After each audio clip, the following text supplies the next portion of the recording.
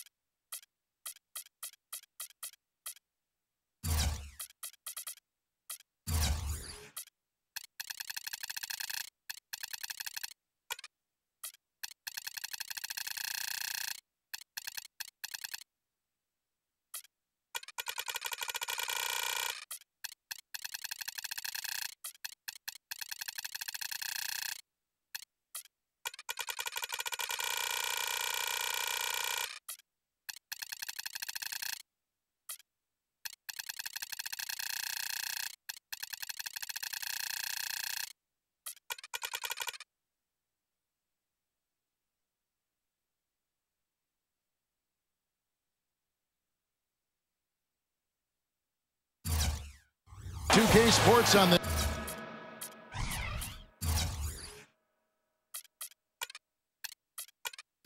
This very special Easter Sunday. Kevin Harlan with Clark Kellogg and Steve Kerr.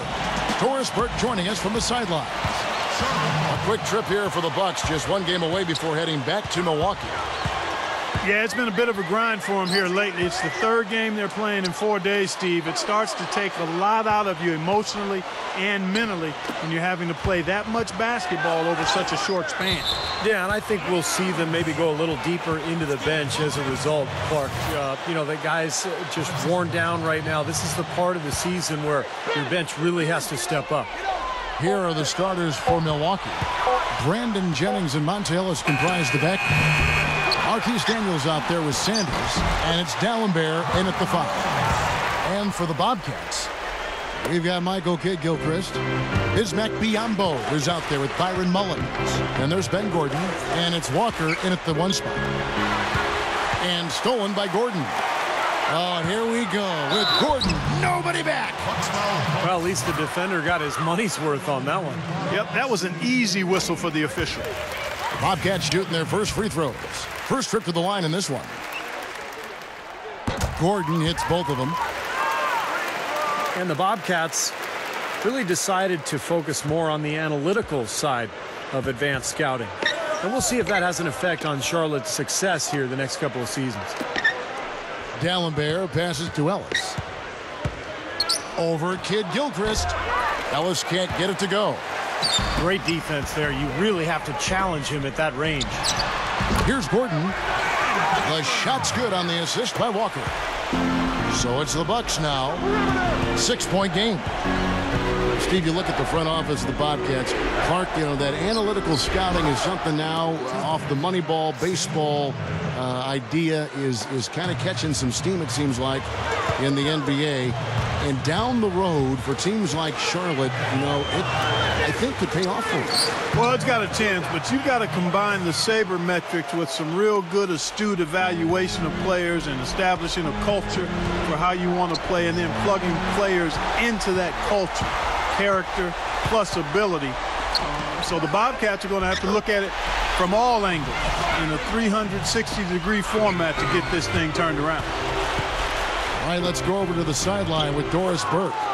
Yes, I had a chance to talk with head coach Mike Dunlap. I asked him what he thought might give them an edge going into this game. He said, well, our shot blocking is always a cornerstone for us. To have the ability to protect the rim, really, I think, is invaluable, and one thing that helps sets us apart on the defensive end. Guys, let's see if they can lock down the paint. Thanks for the report, Doris. Steve, Clark, your thoughts on their defensive focus here? Well, it's the right strategy, Kevin, because you have to play to your strengths as a team. You can't get away from who you are. And that's right, Steve. Their strength is certainly what they do defensively. They can rattle folks. It's Jennings with the drive. And yes, sir, that one drops. Jennings has got his second basket. Well, with Brandon Jennings, we've seen steady improvement in terms of his shooting percentage during the course of his career. He came in as just a jump shooter, but now he's really finishing around the rim and showing better shot selection as well. Shots good by Ellis. I like it. He could have gone for the forced finish, but opted instead for kind of a nice smooth finger roll. I like it. Walker dishes to Biombo. Swiped away. And here's Jennings, the fast break opportunity. Blocked. Knocked away. And there is a whistle that goes on Marquise Daniels. That's his first foul. And the Bobcats with a new group in. Josh McRoberts is checked in for Bismack Biyombo. Jeff Adrian comes in for Byron Mullins. Gerald Henderson, he's checked in for Kid Gilchrist. And it's Pargo in for Kemba Walker. And for Jennings, as we talk about him offensively, a quick, explosive guard. He can't create his shot. Clark pretty easy. Yeah, I think he could be comfortably a 20-point per game scorer in this league, Kevin. The issue with him is just to continue to grow and be efficient, to make the game easier for himself, to know how to harness and unleash his terrific speed. That's where he's going to make his next step of growth. Boy, it's been a hot shooting first quarter for them so far. Steve, it's been fun to watch. I mean, the shots are dropping, and it's led to an excellent start. Ellis can't get it to go. So for the Bucks, their last game, a loss to Oklahoma City. But it wasn't their best shooting night overall. A few guys went cold, and then it seemed to get contagious. Yeah, you're right. As the game progressed, fewer and fewer shots seemed to find the bottom of the net for them. It's rebounded by Charlotte. They lost the last time they faced the Bucks. That one in Milwaukee. Here's Henderson. Off target there. That would have pushed the lead to double digits. Good look. And there's Ellis. That's good on the assist from Brandon Jennings. Ellis has got his second basket of the night.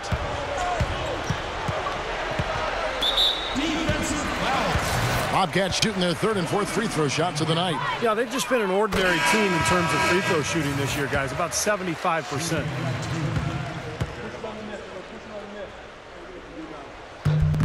Pargo hits them both. He's taking care of business at the line, and you expect nothing less from him. Of course, a terrific shooter from the stripe. The drive by Jennings misses it from 7 feet out. That's a huge part of what they want to do defensively. Limit his easy chances inside. And the foul on Monte Ellis. That's his first foul of the game, and the bonus will go to the free throw line. The Bobcats have hit all 4 of their chances so far in this one. And so he makes both from the line. Good if it goes. No good on the buzzer beater. Domination in the first quarter. It's been pretty lopsided. Well, we hope you're enjoying your Easter as we are here as we get underway once again. And a very convincing performance so far from the Bobcats. And I thought they built this lead mainly because of their work on the glass. They really dominated the rebounding totals. And it takes an effort from all 5 guys to get a rebounding advantage like that. Everybody has to rebound the ball. That's how you finish off your defense. Kemba Walker and Gerald Henderson in the backcourt. Jeff.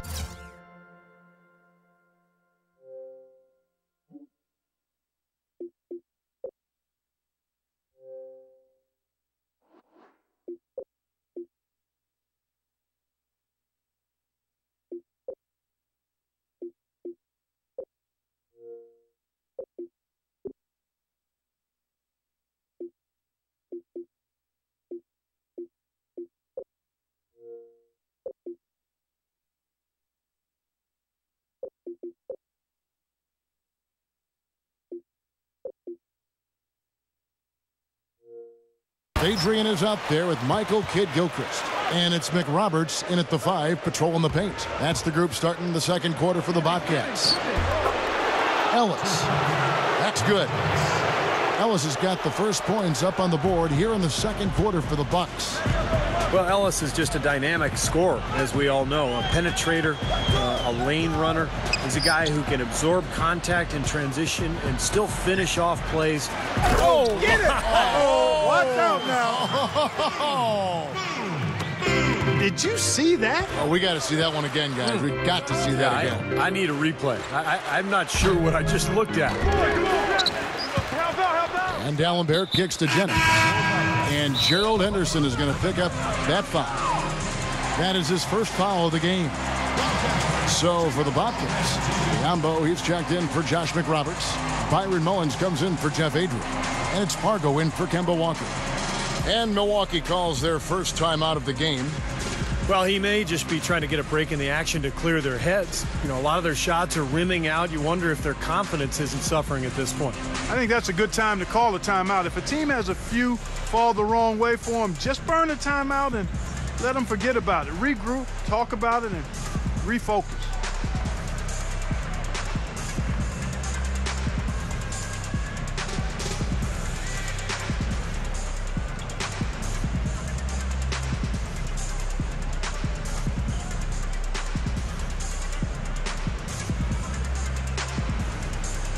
So for the Bobcats, Gordon comes in for Gerald Henderson. And it's Kemba Walker in for Gennaro Pargo. And now a moment here to take a look at some of the stats for Monte Ellis. 4th in steals, 11th in scoring, and one of the better passers in the league, in the top 20 in assists per game. Steve, he's a real ace defensively for him when you take a look at his steals per game average. I mean, whether it's getting into the passing lanes or taking the ball from ball handlers, he does both really well. Shot's good by Walker. And you look at Monte Ellis, obviously such a talented scorer. I think the weakness in Ellis's game is defensively. He has to guard a lot of bigger players at that 2 spot. And so it can be tough for him with certain matchups. Milwaukee with the rebound. Dallenberg's got his 4th rebound with that last one here tonight.